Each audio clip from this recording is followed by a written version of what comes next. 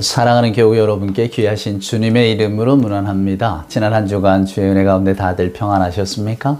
벌써 1월의 넷째 주일이 되었군요. 여러분의 마음 가운데 2025년 새해를 맞는 그 기쁨, 그 감격, 그리고 그 결심이 여전히 잘 지켜지고 있는지 궁금합니다. 하여간 복되시기를, 주 안에서 복되시기를 소망합니다. 우리 이제 함께 예배할 때에 오늘 경배 찬송 20장 큰 영광 중에 계신 주, 오늘은 2절 찬송을 한번 불러볼까요? 이 경배 찬송을 부르면서 하나님 앞에 나아가겠습니다. 한없이 크신 능력을 나 찬송합니다. 잠되고 미쁜 그 언약 나 찬송합니다.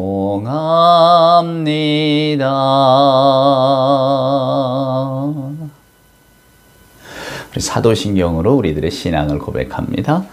전능하사 천지를 만드신 하나님 아버지를 내가 믿사오며 그 외아들 우리 주 예수 그리스도를 믿사오니 이는 성령으로 잉태하사 동정녀 마리아에게 나시고 본디오 빌라도에게 고난을 받으사 십자가에 못 박혀 죽으시고 장사한 지 사흘 만에 죽은 자 가운데서 다시 살아나시며 하늘에 오르사 전능하신 하나님 우편에 앉아 계시다가 저리로서 산자와 죽은 자를 심판하러 오시리라. 성령을 믿사오며 거룩한 공회와 성도가 서로 교통하는 것과 죄를 사하여 주시는 것과 몸이 다시 사는 것과 영원히 사는 것을 믿사옵나이다. 아멘. 성시를 교독할까요? 오늘 교독할 성시는 교독문 4번입니다. 교독문 4번 우리 한 절씩 교독하겠습니다.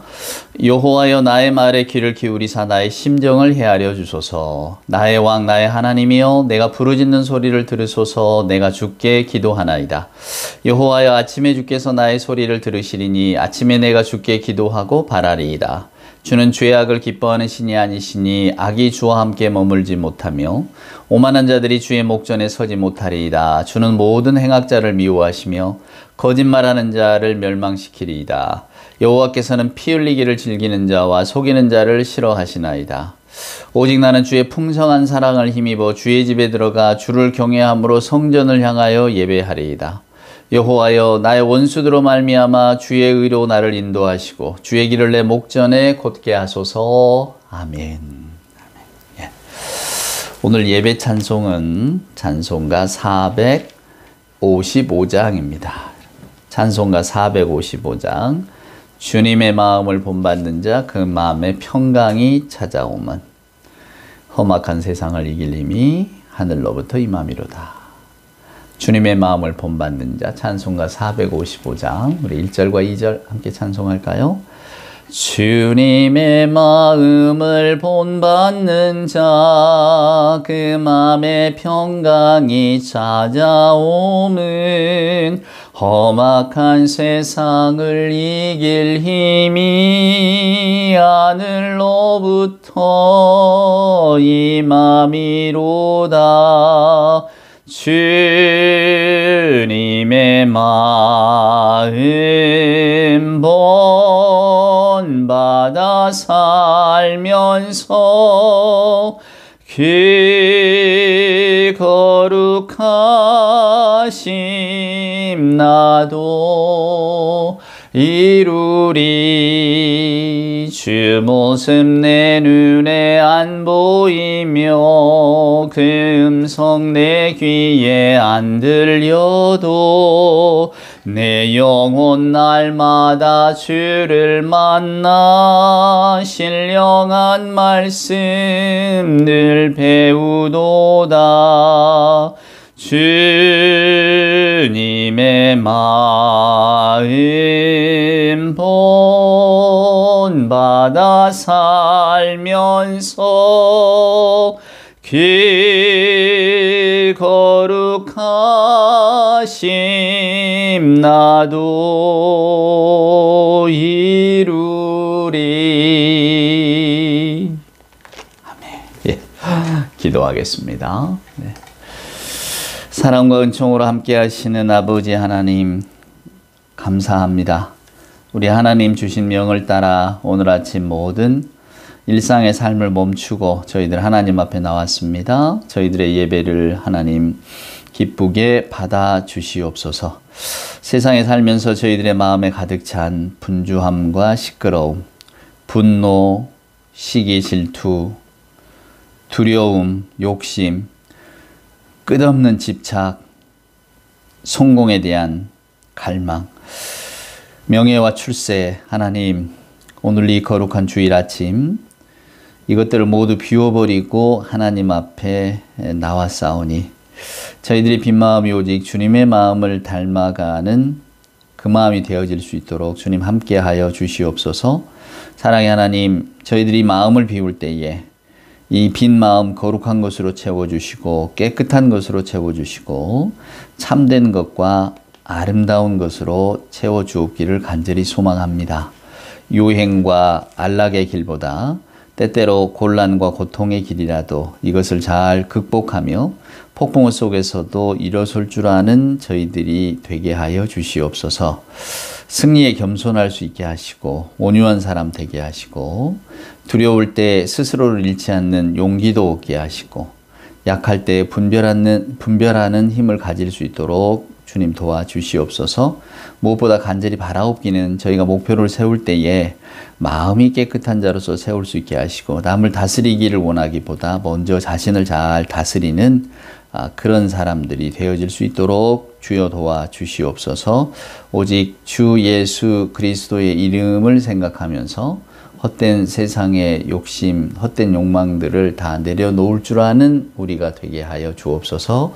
일상의 삶 가운데 날마다 발버둥치며 살아갑니다. 하나님, 저희들의 삶이 더 악의 쪽으로 가까이 가지 않을 수 있도록 도와주시고 언제나 그 마음이 선함으로 가득 차서 선한 일을 하다가 낙심하지 말지니라는 성경 말씀에 걸맞게 우리가 옳다고 배운 성경을 통해서 이런 삶을 살라고 하신 우리 하나님의 가르침을 따라 잘 살아갈 수 있도록 하나님 함께하여 주시옵소서. 연약하오니 하나님 힘 주시고 저희들의 마음 가운데 주의 성령으로 인하여 숲의 새와 같이 기쁜 마음으로 날마다 주의 길을 걸어갈 수 있도록 주여 함께하여 주옵소서. 오늘 또 주실 말씀을 기다립니다. 이 말씀 가운데 생명의 빛을 발견케 하시고 말씀을 아멘으로 순종하며 따라가는 우리 모두가 되게 하여 주옵소서. 우리 구주 예수 그리스도 귀하신 이름 받들어 간절히 기도드리옵나이다. 아멘. 오늘 우리가 함께 읽을 하나님의 말씀 누가복음 7장 그리고 요한복음 8장, 제가 성경에서 기억하는 가장 아름다운 이야기의 한 구절을 보도록 하겠습니다. 누누이 말씀드린 기억이 나요. 자, 누가복음 7장 한번 보실래요? 11절에 보면 그 후에 예수께서 나인이란 성으로 가실새 제자와 많은 무리가 동행하더니 성문에 가까이 이르실 때 사람들이 한 죽은 자를 메고 나오니 이는 한 어머니의 독자요 그의 어머니는 과부라. 그 성에 많은 사람도 그와 함께 나오거늘 주께서 과부를 보시고 불쌍히 여기사 울지 말라 하시고 그 다음에 여러분 요한복음 8장 한번 보실래요? 요한복음 8장에 보면 한 여자를 끌고 옵니다. 8장 한번 보겠습니다. 8장 4절. 예수께 말하되 선생이여 이 여자가 간음하다가 현장에서 잡혔나이다. 모세는 율법에 이러한 여자를 돌로 치라 명하였거늘 선생은 어떻게 말하겠나이까. 그들이 이렇게 말하면 고발할 조건을 얻고자 하여 예수를 시험함이로라. 예수께서 몸을 굽히사 손가락으로 땅에 쓰시니 그들이 묻기를 맞이 아니하는지라. 이에 일어나 이르시되 너희 중에 죄 없는 자가 먼저 돌로 치라 하시고 다시 몸을 굽혀 손가락으로 땅에 쓰시니 그들이 이 말씀을 듣고 양심의 가책을 느껴 어른으로 시작하여 젊은이까지 하나씩 나가고 오직 예수와 그 가운데 섰는 여자만 남았더라. 예수께서 일어나사 여자 외에 아무도 없는 것을 보시고 이르시되 여자여 너를 고발하던 그들이 어디 있느냐 너를 정죄한 자가 없느냐 대답하되 주여 없나이다. 예수께서 이르시되 나도 너를 정죄하지 아니하노니 가서 다시는 죄를 범하지 말라 하시니라. 저는 지지난주에 여러분과 함께 엘리야와 사렙다 과부 이야기를 한 적이 있었습니다. 신앙이 뭐냐라고 하는 그런 것들 그 본질에 대해서 말씀을 드리고 싶었던 거고요. 특별히 이제 무종교인 종교가 없는 분들이 한국의 종교들을 바라볼 때 가톨릭이나 불교는 그래도 두 사람 중에 한 사람은 그 종교 참 제가 만약에 신앙생활 한다면 거기 가고 싶어요 라고 이야기를 하지만 우리 기독교회를 보고는 한 10% 정도만이 가고 싶다 이렇게 이야기하는 것으로 충격을 좀 받았노라고. 그래서 결국 그분들에게 다시 물었어요. 종교가 그럼 어떻게 해야 되느냐라고 물었을 때에 그분들은 조금 타인의 입장을 배려하고 사회에 좀 이렇게 낮은 곳에 가서 함께 했으면 좋겠다. 종교라는 게 그런 거 아니냐 이런 이야기를 했다 그래요. 그러면 우리 한국교회가 실은 통계적으로 보거나 뭘 보면 굉장히 많이 사회봉사도 하고 사회를 섬깁니다. 근데 왜 사람들은 교회를 잘 모르는 분들은 교회가 그거하고는 굉장히 멀어졌다 생각할까를 생각해 보았어요. 그건 물론 우리가 뭔가 좀 잘못이 있고 또 드러나는 것들 좋은 일은 묻혀지고 뭔가 이렇게 뭐랄까요 좀 한쪽으로 극단적으로 치우친 것들이 드러나기 때문에 더군다나 요즘 같은 그런 시절에는 막 눈에 두드러지는 걸 보면서 사람들이 또 비난하기도 쉽잖아요. 그래서 저도 오늘 오늘 여러분과 함께 나누려고 하는 말씀이 종교의 역할이 뭐냐, 믿음의 역할이 뭐고 신앙이란 뭐냐, 요 근본적인 이야기를 한번 나눠 보려고 해요. 우리 김훈 선생의 책 가운데 제목이 이런 게 있습니다. 너는 어느 쪽이냐 묻는 이들에 대하여 이런 제목이 있어요. 너는 어느 쪽이냐 묻는 이들에 대하여. 그러니까 너는 좌냐 우냐 뭐 이렇게 진보냐 뭐 보수냐 이렇게 묻는 사람들에게 하는 이야기겠죠. 저는 그렇게 생각합니다. 제가 늘 말씀드리지만은 우리들이 각자 세상을 살아가는 방식은 달라요. 정치적인 견해도 다르고. 근데 믿음이라고 하는 것은 이 사람 저 사람 뭐 왼쪽에 있는 사람이든 오른쪽에 있는 사람이든 또 어떤 생각을 가지고 있는 사람이든 주 예수 그 이름 하나만으로도 그 이름 앞에 다 고개를 숙일 수 있는 것이 믿음이라고. 그러니까 여러분과 제가 신앙생활 하는 이유는 우리의 정당성, 뭐 너는 어느 쪽이냐고 묻는 편에 대해서 나는 이쪽이요 저쪽이요 이렇게 답하는 게 아니고 그건 이제 여러분들이 살아가실 목이라 그 말입니다. 우리가 뭐 이 옷을 살 것이냐 저 옷을 살 것이냐 이 음식을 먹을 거냐 저 음식을 먹을 거냐 이게 다 우리의 선택과 판단이잖아요. 근데 어느 누구도 그것이 잘됐다 잘못됐다라고 평가하지는 않습니다. 그러니까 그것은 교회 안에서는 물을 질문은 아니에요. 단지 교회 안에서는 뭘 물어야 되고 저나 여러분이 신앙생활 할 때에 어떤 면을 생각하셔야 되냐면 제가 이렇게 생각하니까 제가 옳지요? 하나님 제 편을 들어주세요. 제가 이렇게 생각하는데 저 사람 저 편은 저렇게 생각하는데 저건 잘못된 거니까 하나님 벌 주세요. 이렇게 가는 것이 신앙생활이 아닙니다. 오늘 여러분이 요한복음 8장을 제가 여러분과 나누고자 한 거는 서기관들이 가늠한 여자를 현장에서 붙들어 왔어요. 그리고는 이 여자를 어떻게 해야 됩니까? 라고 말합니다. 이 본문에 보면 예수를 시험하려고 했다 그래요.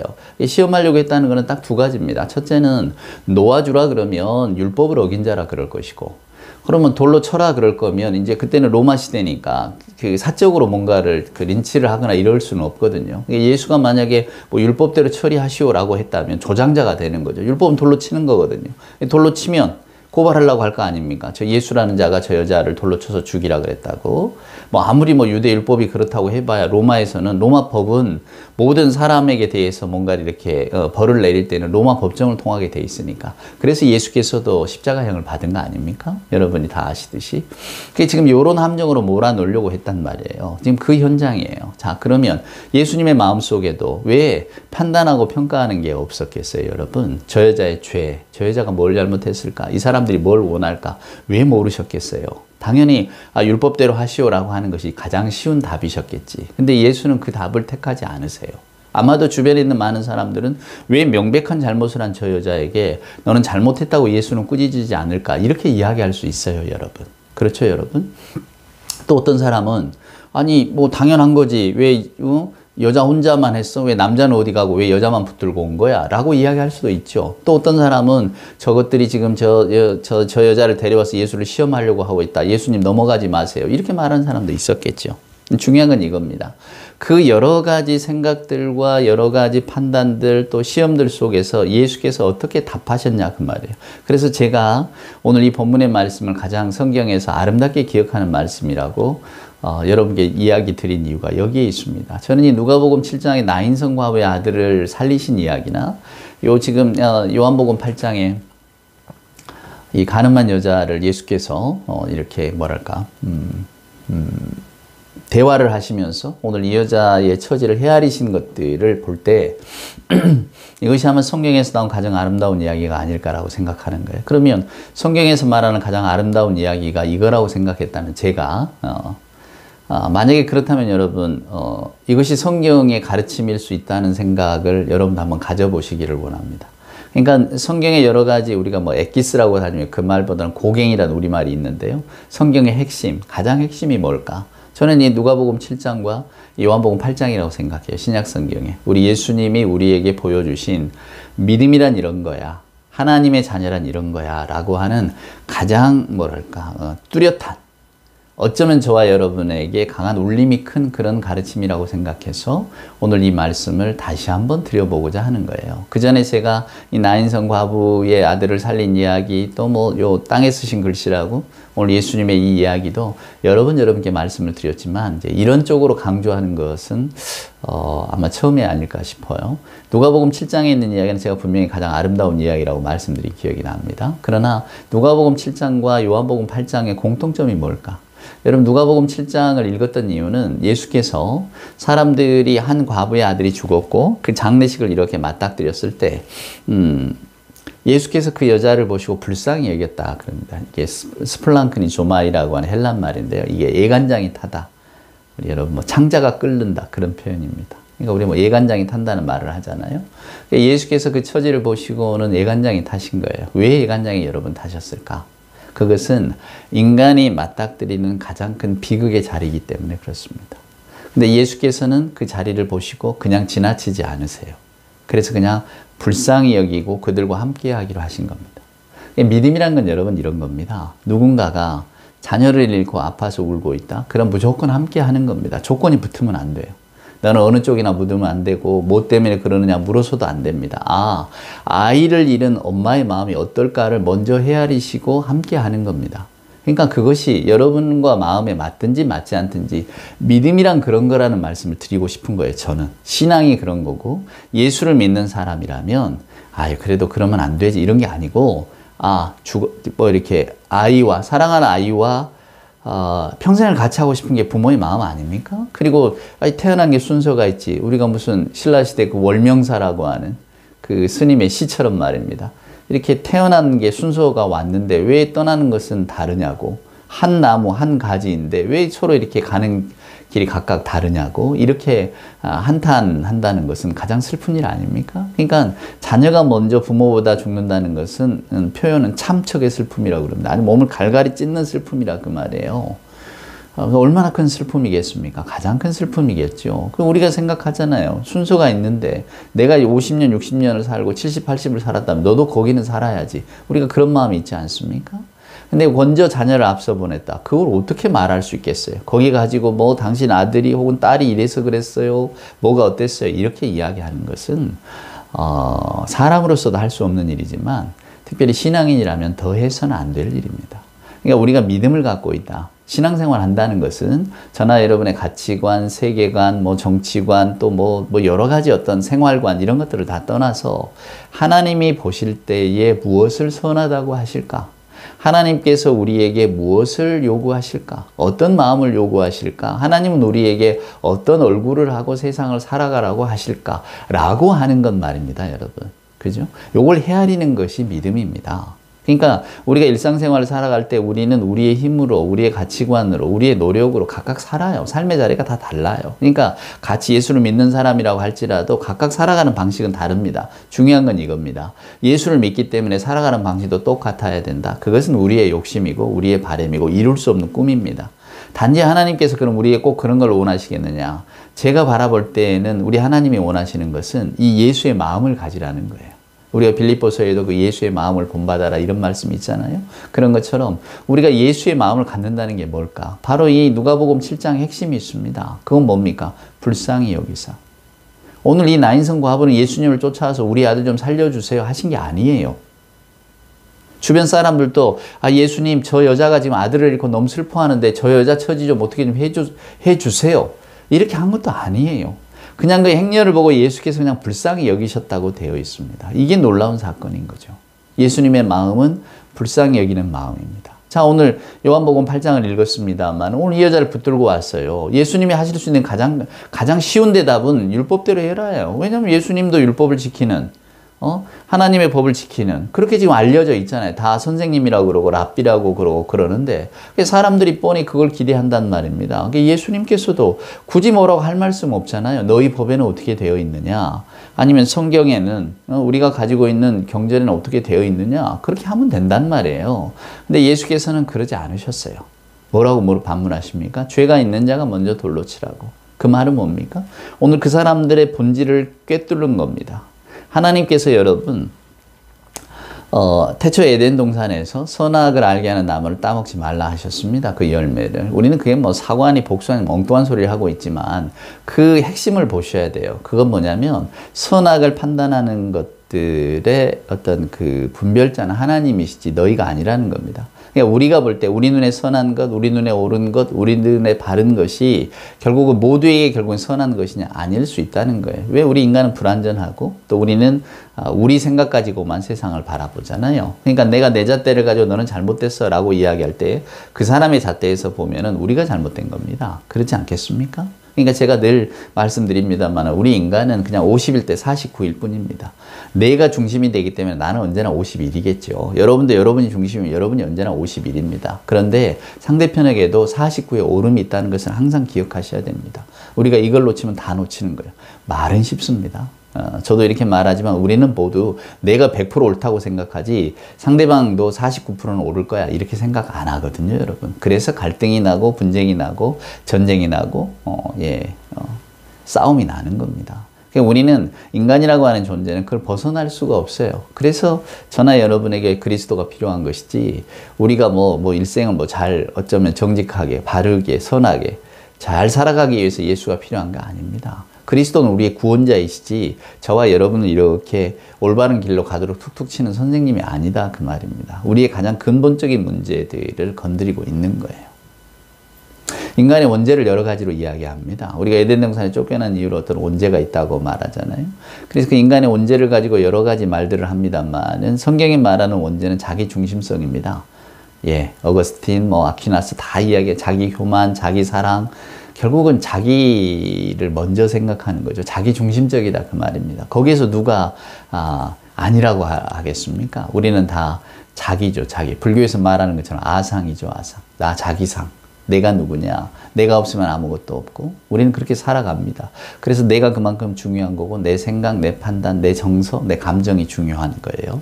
우리는 대부분의 인생을 그렇게 살아갑니다. 그렇지만 오늘 우리가 성경을 읽는 이유, 함께 예배하는 이유는 그 예수의 마음을 본받고자 하는 거 아닙니까? 예수의 마음, 본받아 살면서, 그죠? 우리 찬송가 불렀던 것처럼 예수의 마음을 본받아 사는 겁니다. 근데 그 예수의 마음을 본받아 산다는 건 뭐냐면 바로 이 스플랭크니 조마이, 불쌍히 여기는 마음입니다. 오늘 예수께서도 이 요한복음 8장에 끌려온 여자를 보고 잘못했구만, 잘못했네, 벌을 받아야지 라고 했다면 얼마나 그 답이 명쾌하겠습니까? 많은 사람들에게 박수를 이렇게 이끌어낼 만한 것이었겠죠. 근데 예수께서는 오늘 그 여자를 불쌍히 여기셨습니다. 이 여자가 오늘 사람들의 질타를 받고 여기 끌려와서 지금 돌에 맞아 죽게 생겼구나. 그렇다면 너는 도덕적으로 잘못했으니까 돌에 맞아라. 예수님의 말씀은 그게 아니었어요. 결국은 죄 없는 자가 먼저 돌을 들어 치라는 이 말씀은 너희가 좀 이 여자를 불쌍히 여길 줄 안다면 이렇게 하지는 않았을 거야. 이 말씀입니다. 그러니까 예수께서는 그 여자를 보고 불쌍히 여기는 마음, 애간장이 끊어지는 마음, 그 마음을 가지라고 예수께서 가졌기 때문에 오늘 이 여자를 그렇게 처리하시는 겁니다.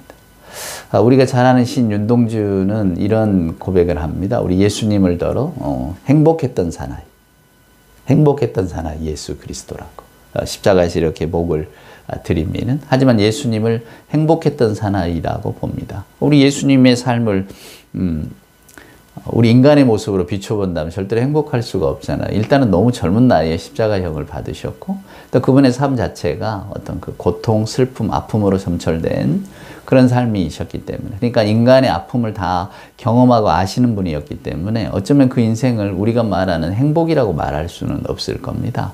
아주 그냥 복되게 사셨다라고 말씀할 수는 없을 거예요. 그렇잖아요, 여러분. 우리가 복되게 산다고 하는 그 마침표는 무탈하게 오래오래 건강하게 근심 없이 살다가 죽는 걸 우리가 행복하게 살았다 말하지, 막 너무 고통스러운 삶을 살았는데 그러다 죽음을 맞았다, 이걸 가지고 행복하다고 말하지 않잖아요. 또 젊은 날에 너무 뭐 화려하고 재미나게 살았는데 뭐 나이 30에 죽는다면 그걸 행복한 삶이라고 말하지 않습니다. 그렇죠, 여러분? 그러니까 결국은 행복했던 사나이라고 윤동주가 표현한 이유는 뭘까? 그것은 예수께서 모든 사람의 아픔과 슬픔을 다 지고 가셨다. 그렇기 때문에 그분은 행복한 분이다, 이렇게 말했는지도 모릅니다. 왜냐하면 너희 슬픔은 다 내게 다오. 결국 그것을 행복이라고 본 거겠죠. 뭐 그 시인은 나와서 나는 왜 예수를 행복하다고 말합니다 라고 설명해 주지 않으니까 저희들이 그냥 막연히 짐작할 뿐입니다만은, 근데 예수께서는 왜 세상의 고통과 죄를 짊어지고 가는 것을 행복하다고 사람들은 봤을까? 또 예수님 스스로도 행복하셨을 텐데 왜 그러셨을까? 그건 아마 예수께서 우리의 삶을, 인간을 불쌍히 여기는 마음이 있으셨기 때문에 그러지 않았을까 생각합니다. 그래서 저는 우리가 마땅히 신앙인이라면 가져야 될 마음은 이 불쌍히 여기는 마음, 예수 그리스도의 마음, 불쌍히 여기는 마음, 연민의 마음이랄까요? 동정은 아닐 겁니다. 동정이라고 하는 것은 나는 이 수준에 있고 너는 밑에 있는데 내가 내 마음을 좀, 내 생각을 좀 나눠주마, 뭐 내 물질을 좀 나눠주마, 내 뭐 정성을 좀 나눠주마, 내 관심을 좀 나눠주마, 뭐 이런 거니까 동정은 아닐 겁니다. 그저 불쌍히 여긴다는 마음은 그래, 우리가 다 똑같은 인간, 죽음 앞에 선 인간인데, 그리고 실수할 수밖에 없는 인간인데, 또 이런저런 슬픔을 겪을 수밖에 없는 인간인데, 그런 마음, 우리가 흔히 뭐 동감, 공감 이야기 하잖아요. 예, 그런 마음이 아닐까라는 생각이 듭니다. 그래서 정말로 우리가 회복해야 될 것, 저도 그렇고 여러분도 그렇고 우리 예수를 믿는다고 한 분들이 회복해야 될 마음은 바로 이 불쌍히 여기는 마음이 아닐까요? 편가르는 게 아니고 너는 이래서 안 되고 저래서 안 되고 우리가 잘 살아야 되는데 네가 있으면 불편하니까 너는 이래서 안 되고 저래서 안 돼. 이런 이야기들이 지금 뭐 우리 전 세계적으로 이렇게 흘러가는 추세 자체가 자국중심주의, 또 뭐랄까 경쟁, 그렇잖아요. 또 극단적으로 양극화되어 가는 것, 진영으로 서로 나뉘는 것, 서로가 서로를 미워하고 증오하고 불편하게 생각하잖아요. 그건 뭐냐면 내 삶에 대해서 뭔가 간섭이 들어온다, 이런 것들이 불편하기 때문입니다. 그래서 타계하셨습니다만 어떤 분이 이런 말씀을 하시더라고요. 우리가 한참 우리의 소원은 통일이라고 하는 노래를 부를 때에 통일이 뭔 줄 아느냐, 통일이라고 하는 것은 여러분이 살고 있는 집, 방 한 칸을 전혀 모르는 타인에게 내주는 게 통일이다, 이렇게 이야기를 하시더라고요. 그렇죠. 우리가 남북했던 여건을 보면 결국은 우리 살기도 좁은 방이고 좁은 집인데 거기다가 방 하나를 또 누구에게인가 내줘야 된다. 이거 굉장히 불편한 일이잖아요. 근데 그걸 받아들여야 되는 게 통일이라는 거예요. 그걸 받아들일 마음이 있으면 우리의 소원은 통일이라는 노래를 불러도 되는데 감상적으로 그냥 통일되면 좋지요, 한민족인데 통일돼야죠, 이렇게 접근하는 것은 옳지 않다는 겁니다. 왜냐하면 당장에 그 펼쳐질 일들에 대한 어떤 대비가 되어 있어야 되니까. 근데 결국 그 마음은 뭘까요? 맞습니다. 불쌍히 여기는 마음이 있느냐는 거예요. 뭐 불쌍히 여긴다니까 나는 안 불쌍하고 너는 불쌍하니까 내가 너를 좀 그렇게 여겨주마, 이런 뜻이 아니라는 건 여러분 잘 아실 겁니다. 그저 우리 인간의 실존, 우리는 모두에게 다 살아야 될 생이 있고, 그러나 그 생은 우리의 욕구 따라 다 채워질 수는 없는 것이고, 그러다 보니 어떤 사람은 많이 갖고 있기도 하고 어떤 사람은 덜 갖고 있기도 하고, 그러나 예수께서 인간의 본질을 놓고 보실 때에는 어차피 죽음을 향해 달려가는 인간의 본질, 죄 가운데 쓰러질 수밖에 없는 인간의 본질을 보면 다 그저 불쌍히 여길 뿐이죠. 그래, 너나 나나 우리의 모습들이 다 똑같은데, 예수께서 오늘 요한복음에 나와 있는 이 사람들에게 죄 없는 자가 돌을 들어 치라고 했을 때 왜 굳이 요한은 어른에서부터 이렇게 순서를 정했을까?